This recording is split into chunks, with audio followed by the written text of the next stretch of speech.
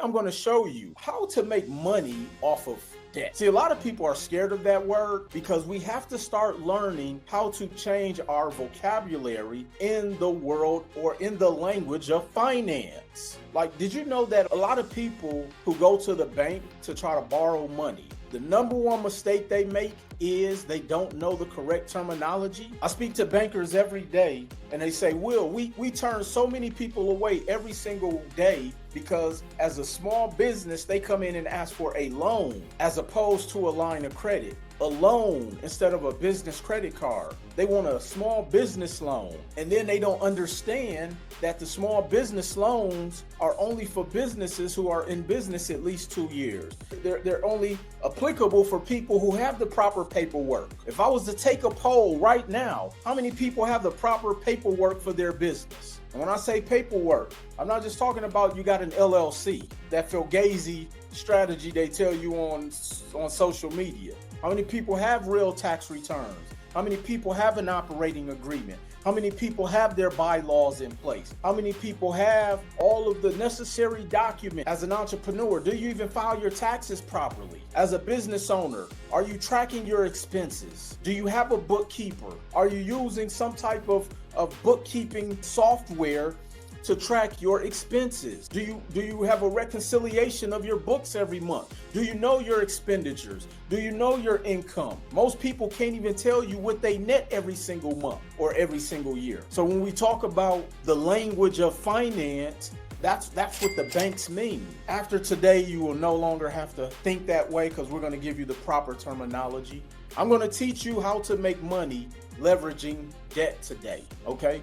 And with that, I'm going to also give you a breakdown of what it takes to win in this world or in this game of finance. I'm going to teach you what it takes to win, and I'm going to give you a few steps of what it's going to take. Number one, you got to know the rules. How can you play the game of real estate when you don't know the rules to win in the game of real estate? So how can you play at a high level of understanding wealth if you don't know the game of money? And to prove that most people don't know, it's because they look at debt as a bad thing.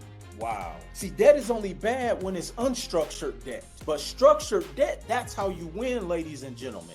And that's what I'm going to teach you. So what does it take to win at this game of finance, this game of wealth? First, you have to know the rules. See, we're operating in the old system of let me work really hard, let me save my money, and then every single month a setback gets you. Your tires go out. You need a new radiator. You need a new hot water tank. Your dog done tore up the carpet. Like, there's always something. Life is going to always get in the way. And so when you're operating on that old strategy that has never been proven to work, you find yourself like that hamster on the wheel. See, we got to learn the rules to the game. Next, understand the game and the strategy of that game. See, in the game of basketball, the reason the team who wins the championship wins is because they go in and they strategize against the defense of the other team, the offense of the best player. They strategize all of the different nuances and the moving parts of that particular sport. See, when it comes to playing this game of finance, what strategy do we even play or utilize? When I talk to people and they're like, oh, I want to do real estate. And I'm like, okay, perfect. What do you want to do in real estate? Well, I want to flip. I want to wholesale. I want to be a developer. I want to do syndications. I want to do this. I want to be a credit part. Like, they're naming like 5 different things. And I'm like, okay, well, why do you want to do real estate? Because I want wealth. And so when they utilize that term and then they're naming the 5 components of real estate that they want to do, the first thing I say, well, you just contradicted yourself. You lack strategy. You don't even know the rules of the game to get to what it is you say you want to accomplish. How can you win? Again, this is why you're in this looping circle and you always feel like you're operating at a deficit. Another one, do you have the mentality? You're going to deal with losses. You're going to deal with upsets. You're going to deal with obstacles. You're going to deal with, different things. I was just having a dialogue with a good friend of mine, and we were talking about someone who we're trying to help them build their business. And the first thing that that person told my good friend was, oh, I don't trust anybody. See, anytime I hear somebody say that in business, that's an amateur speaking. You want to know why? Because if that is your dialogue of the reason why you're in a position you're in, you're going to always lose, because you have to learn how to trust somebody. And to build wealth, it's not about trust, it's about results.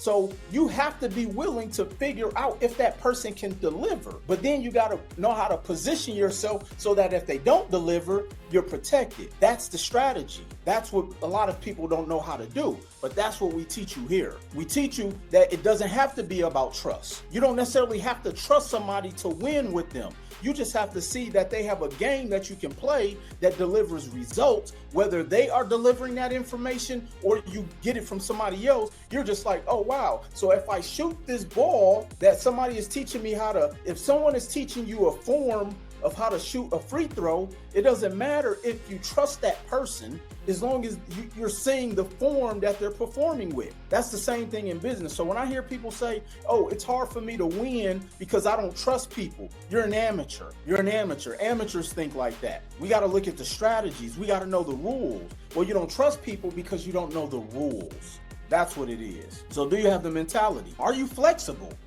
Are you flexible with just your mind? The way you think. See, now that you all know that we leverage debt, you have to pretty much unlearn everything that you've learned up until today, because you've been taught to go to work, make money, and try to save your money. Well, did you know, and you can research this, 401ks were not made to make people wealthy. Savings accounts were put in position for poor people. Let me just put it that way. Savings accounts were set up for poor people. 401ks was set up for poor people. They put you into a system, I call it the financial trick bag, to make you think like you're winning when it is impossible. If you go and actually look up and research the gentleman who created the 401ks, he said it was put in place for the employer to win, not the employee. But that's what we use as our financial long-term strategy. See, we don't even know the rules to the game that we're participating in, even though it doesn't give us the result we want. Wow. So are you flexible? Are you going to be understanding at knowing that, man, I have to change everything that I've learned. Everything Big Mama told me about credit is bad. Everything my mama told me about money is the complete opposite. Well, they told you those things because they didn't know. They didn't, sorry. They do not make you money. It's just a high-bearing savings account on the crap table. Because if the market changes, you got a 201k now. The 401k is like gambling your financial future. Next, balance. Do you have the balance of understanding that you have to do some of the work? See, to win at life, it takes some effort to win. See, you can't just join in, whether you're working with Will Roundtree or such and such and him and her, like, you still have to put the work in. That's why when people come to us and say, well, I was working with this mentor and he didn't do nothing for me. What was he supposed to do for you? Whisper good nothings in your ear? No, you didn't do the work. Now, some of the things that they may have taught you were just in theory, but again, when you understand the rules, you can spot that out. So you got to have that balance.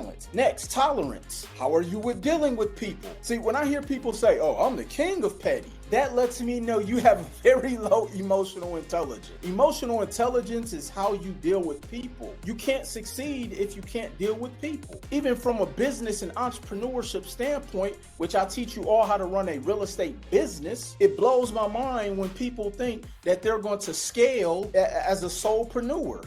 Guess what? You can't take a day off. Your income is predicated on if you feel good, if you make other people smile. We have to increase our tolerance and our emotional intelligence, our emotional IQ, and stop thinking that being petty is cool. Unless you got, as they call it, FU money, that means like you can tell people F you because you got enough money to just do what you want to do in life. You can't afford to be petty.